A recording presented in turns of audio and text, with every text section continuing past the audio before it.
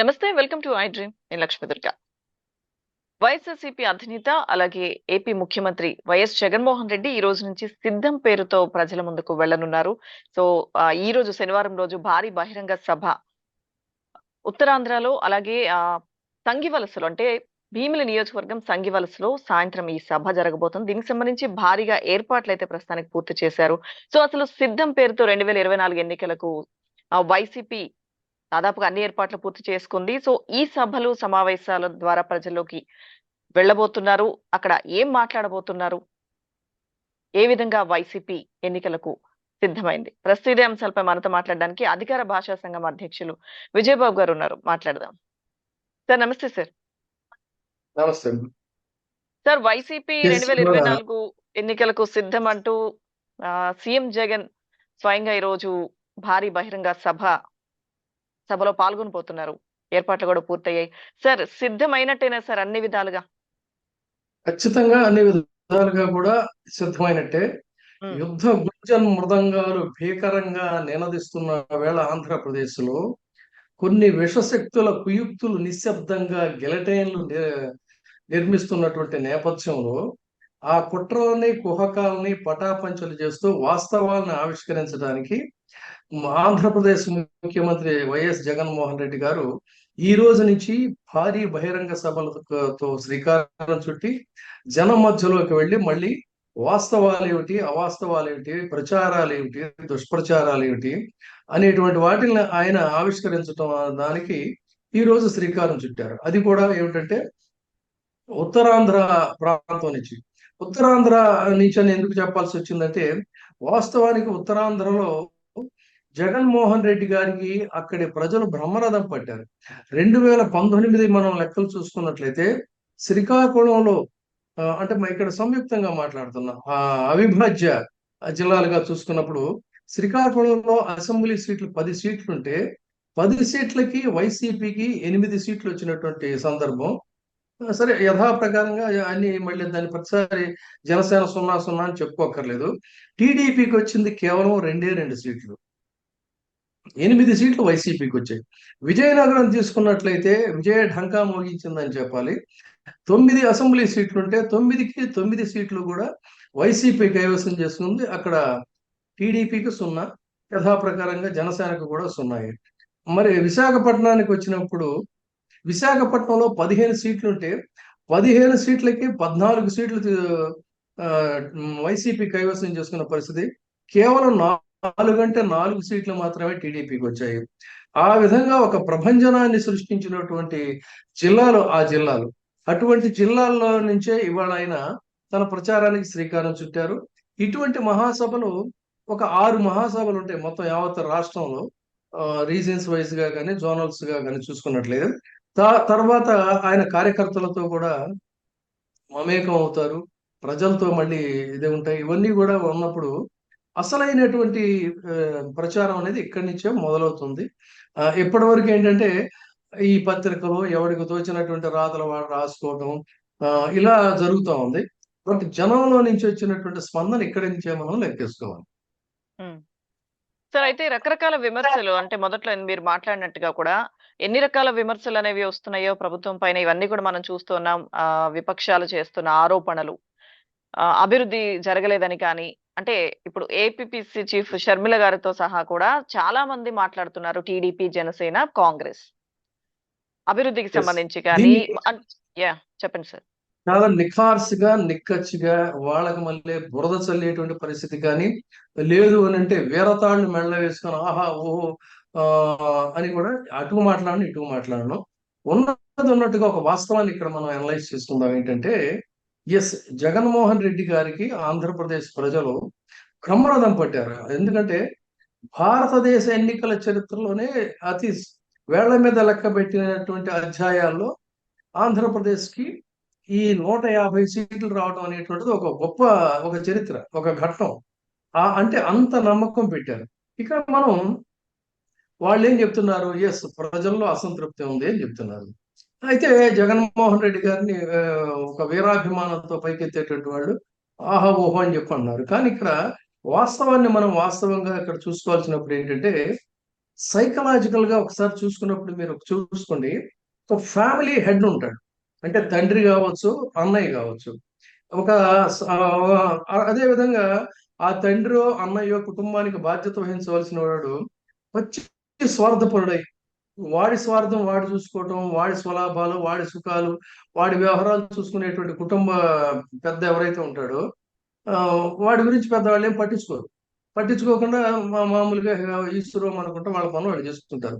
కానీ కుటుంబ బాధ్యతని తలకెత్తుకున్నటువంటి ఒక తండ్రి కానీ అన్నయ్య కానీ ఉన్నప్పుడు ఏంటంటే ఆయన ఎంత కష్టపడి పని చేస్తున్నా వాళ్ళ నుంచి కోరికలు ఇంకా ఉత్పన్నం అవుతూ ఉంటాయి. ఉమ్, ఆర్థిక శాస్త్రం ఎకనామిక్ సూత్రం కూడా అదే. Wants are many, demands are many, but resources are limited అనేటువంటిది. అప్పుడు ఏమవుతుందంటే ఖచ్చితంగా ఆ తండ్రి ఆ అన్నయ్య ఎంత చేసినా ఇంకా ఇంకా కావాలి ఇంకా కావాలి అనేటువంటి ఒక అసంతృప్తి అనేది ఉంటుంది. ఇక్కడే జాగ్రత్తగా గమనించాల్సింది ఏంటంటే అసంతృప్తి వేరు, ఆగ్రహం వేరు. ఉమ్, ఆగ్రహంలో కూడా మళ్ళీ ఆగ్రహం వేరు, దురాగ్రహం వేరు. వీటికి తేడాలు తెలియక ఎవడు ఏది పడితే ఆడు నోటికొచ్చిన మాట్లాడుతున్నారు. అక్కడ జగన్మోహన్ రెడ్డి గారు చేస్తున్న సంక్షేమ కార్యక్రమాలు, సంక్షేమ ఫలాలు చూసిన తర్వాత నాకు ఇంకా కావాలి. ఇది మానవ సహజం ఇది. లేదు ఆ సంక్షేమ ఫలాలు ఇంకా ఆమ్, ఒక ప్రాసెస్ లో వస్తున్నటువంటి నేపథ్యంలో నాకు రాలేదు అని అన్నప్పుడు, పక్క వాళ్ళకు వస్తుంది అన్నప్పుడు మరి నాకేది అనేటువంటి ఒక అసంతృప్తి అనేది ఉంటుంది. చంద్రబాబు నాయుడు గారు అనేకమైనటువంటి హామీలు ఇచ్చారు. 600 హామీలు ఇచ్చారు, ఒకటి కాదు రెండు కాదు.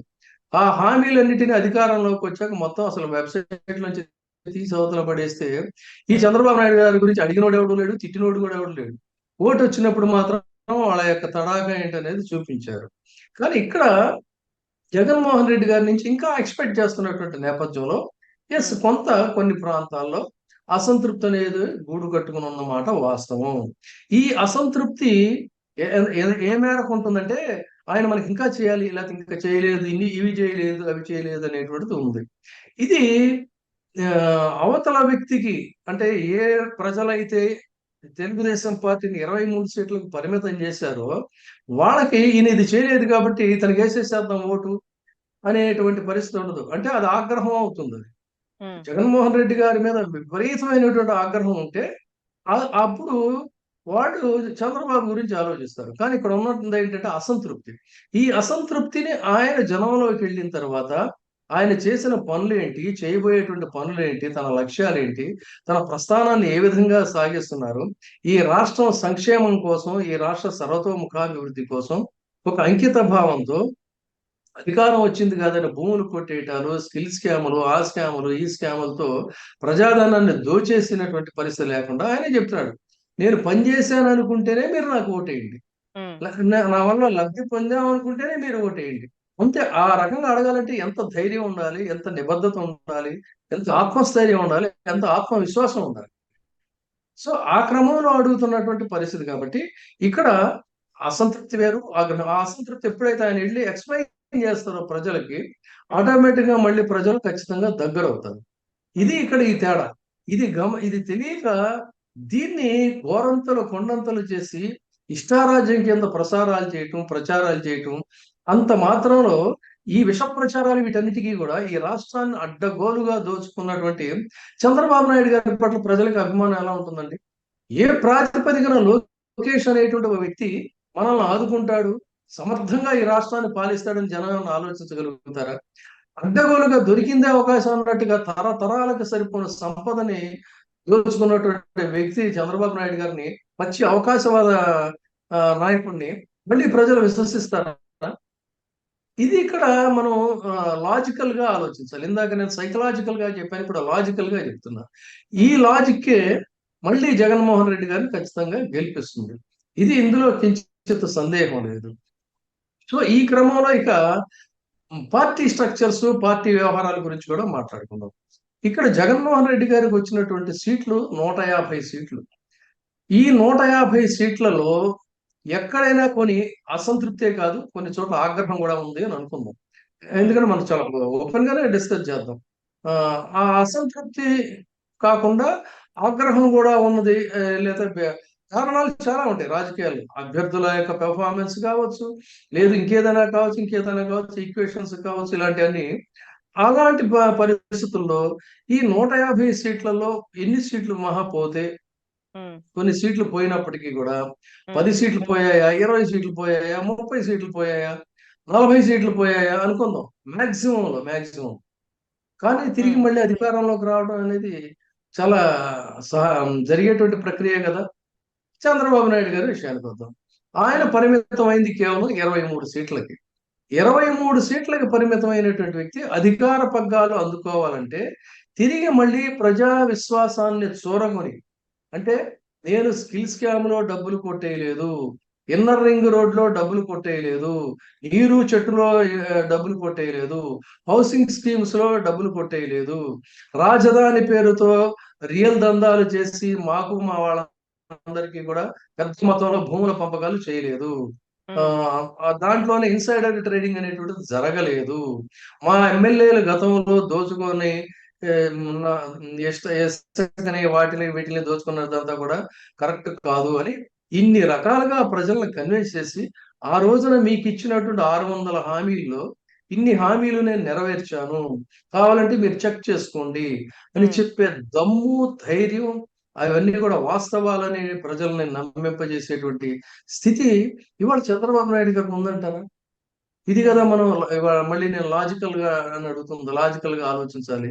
సో ఇవన్నీ కూడా ఆయన అధిగమించి ఆ 23 సీట్లని అధికార పగ్గాలు చేపట్టుకునేటువంటి రీతిలో దాదాపుగా 89-90 పైచిలకు సీట్లు ఆయన సాధించాలి. ఇది ఇది సాధ్యమయ్యేటువంటి పని. పైగా దానికి తోడు ఈయన ఇండివిజువల్ గా వెళ్తున్నాడా అంటే ఆ పక్కన పవన్ కళ్యాణ్ అని తనకు తనుగా కూడా 2 చోట్ల గెలవనటువంటి వ్యక్తి, ఉమ్. రాజకీయ నిబద్ధత గాని, నిలకడ గాని, అవగాహన గాని, ఈ రాష్ట్రంలో ఉండేటువంటి స్థితిగతుల యొక్క స్వరూపం, అంటే ఎన్నికల స్వరూపం గాని ఇవేమీ తెలియనటువంటి ఒక వ్యక్తితో కలిసి ఈయన ప్రయాణం చేస్తాడు. ఆయనకు ఒక షేర్ ఇవ్వాలి. ఓకే. ఆ షేర్ ఇచ్చేటప్పుడు ఆ షేరింగ్ లో ఎన్ని సీట్లు గెలుస్తారు వాళ్ళు? తను ఉమ్, ఎక్స్పెక్ట్ చేస్తుంది దాదాపుగా నిన్న చెప్పాడు. పవన్ కళ్యాణ్ లెక్క ప్రకారం చూసుకుంటే 58 సీట్లు కావాలి. ఈ 58 సీట్లు ఇస్తే గతంలో నిలబడినప్పుడు ఒక్క సీటు తప్ప ఒక్క సీటు కూడా గెలవని పరిస్థితి. మొన్న తెలంగాణలో నిలబడితే మరీ దారుణంగా ఉమ్, డిపాజిట్లు కూడా రాని పరిస్థితి. ఆ రకంగా చూసుకున్నప్పుడు అంటే ఈ 58 సీట్లు ఇస్తే మొత్తం ఇవన్నీ కూడా ఉమ్, జీరో. పోనీ ఒక 8 గెలిచాడు అనుకుందాం. అక్కడ ఉమ్. ఒక 50 కొట్టేస్తున్నాయి. కొట్టేసేస్తే తెలుగుదేశం పార్టీలో కూడా మరి 23 నుంచి రావాలి. ఎన్ని సీట్లు గెలుస్తారు వీళ్ళు? అదే సార్, వీళ్ళదే ఇంకా క్లారిటీ లేనప్పుడు ఈ సీట్లది లేదు కదా. మనం చర్చిద్దాం సార్ మళ్ళీ ఇప్పుడు. అది మళ్ళీ ఆ చర్చిద్దాం. యా, ఈ ఓవరాల్ గా అంతా రెడీగా ఉన్నట్టే ఉంది సంక్లిష్టమైన సార్. పరిస్థితుల్లో సార్. ఇది ఇది లాజికల్ డిస్కషన్ అంటే. కాబట్టి సార్. ఇన్ని ఆస్పెక్ట్స్ లో చూసుకున్నప్పుడు ఉమ్, ఎటువంటి పరిస్థితుల్లో కూడా ఎవరెన్ని విష ప్రచారాలు చేసినా ఉమ్, వలస పక్షుల కింద వీళ్ళందరినీ కూడా చూడాలమ్మా ఇప్పుడు. ఉమ్. ఈ ఎలక్షన్ల కోసం వచ్చేటువంటి మనకి సార్. ఏలూరు ఇది ఉంది కదా, కొల్లేరు సరస్సు అంటారు. ఈ ఏలూరు కొల్లేరు సరస్సుకి ఆ, ఆ, అతిథి విహంగాలు వస్తాయి ఒక పర్టికులర్ సీజన్ లో. అవును ఆ సార్. సీజన్ పెద్ద హడావుడి చేస్తాయి. ఉమ్, చేసేసి అక్కడి నుంచి మళ్ళీ అది సీజన్ అయిపోగానే వాటి దారిని అటు వెళ్ళిపోతాయి. అలాగే ఈ తెలంగాణకి సంబంధించినటువంటి తెలంగాణ వాదులు, ఆంధ్రాలో ఓటు లేనటువంటి షర్మిలమ్మ కావచ్చు, లేదు నిత్యం అక్కడే నివాసం ఉండేటువంటి పవన్ కళ్యాణ్ కావచ్చు, అక్కడే శాశ్వత నివాసం ఏర్పాటు చేసుకున్నటువంటి చంద్రబాబు నాయుడు గారు కావచ్చు, లోకేష్ కావచ్చు, వీళ్ళందరూ వచ్చి ఇక్కడ రాజకీయం చేస్తానంటే ఇక్కడ ప్రజలు వాళ్ళ మాటలు వినడానికి